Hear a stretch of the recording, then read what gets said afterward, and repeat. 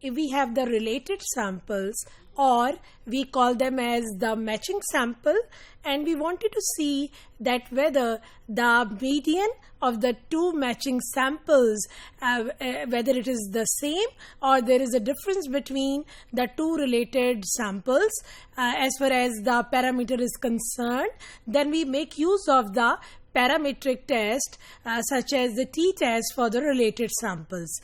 But the basic problem with the t-test is that if certain assumptions of the t-test are not met with the data or the samples under consideration, then we cannot make use of the t-test. Such as if we talk about normality of the samples, if that is not met with the two related samples, we cannot apply the t-test to test whether the mean of the two related samples are they different or they are same. So there is an alternative approach to test the parameters of the related samples. That approach is known as the sign test.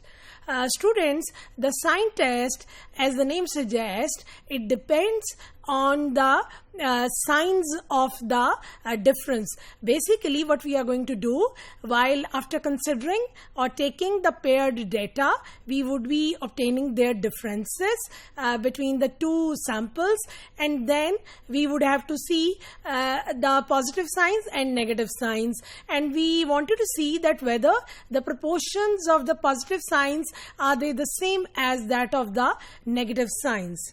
Now let me give you an example of the matching pairs or the related data sets. Let us suppose if we are talking about the effectiveness of a diet plan. So in order to see that whether a diet plan was effective in reducing the weights of certain individuals, then what we are going to do, we need to observe the weights of the individuals before following the diet plan and then after following the diet plan. And then we would be comparing both of the samples, that whether by following the diet plan the weights are being reduced or whether there is no difference between the weights. So in order to test this particular problem, we would be making use of one of the non-parametric tests that is called as sign test. Now students, the sign test is particularly useful for the variables that are being measured on an ordinal scale of measurement.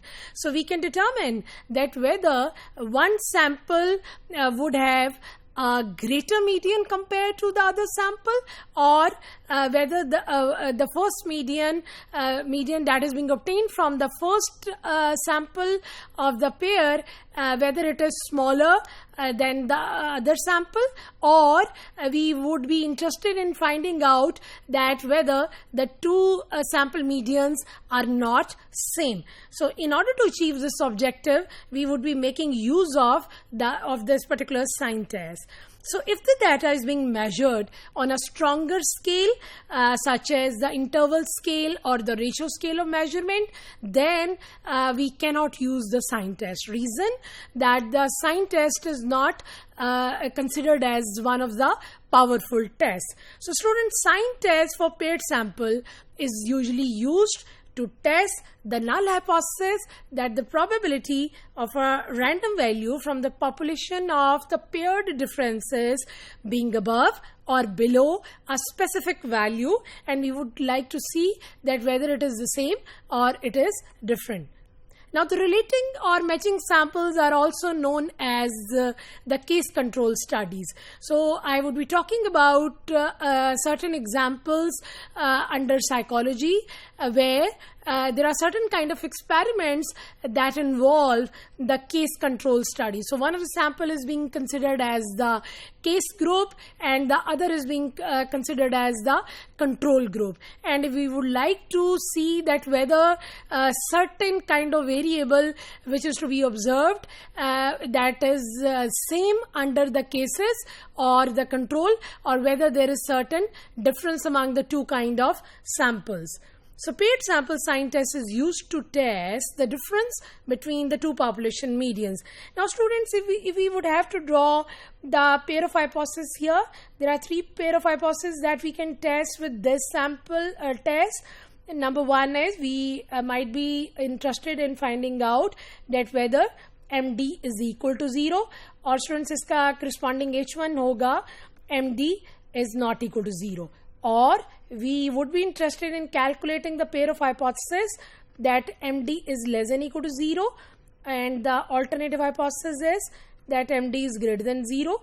Or we might be interested in calculating the pair of hypotheses, testing the pair of hypotheses MD greater than equal to 0 with the corresponding alternative mean difference is less than 0. So if we are interested in testing one of these pair of hypotheses, we can make use of this test. Now before applying this sign test, we would have to see that what are the assumptions that are to be fulfilled with the data. So the first assumption is the data consists of a random sample of n pairs of measurements x1, y1, x2, y2, so on up to xn, yn, where each pair of measurement is taken on the same subject. So subject has to be the same. As I've given you the example, weights before and weights after were to be observed for particular individuals. So the subject here would be the weights. The variable of interest here is di, which is the difference between the two paired measurements. Then the next assumption is that the pair of measurements are all independent. That is, d1 is independent of d2 and so on up to dn. The next assumption is that the measurement scale is at least ordinal.